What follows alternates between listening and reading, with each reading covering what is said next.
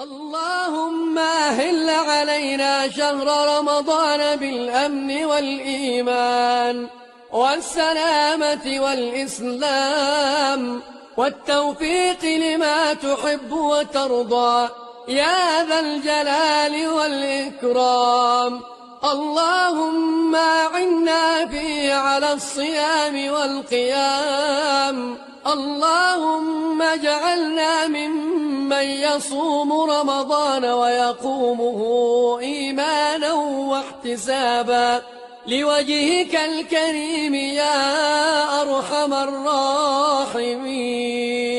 اللهم سلمنا لرمضان وسلمه لنا وتسلمه منا متقبلا وجعلنا فيه من الفائزين يا رب العالمين.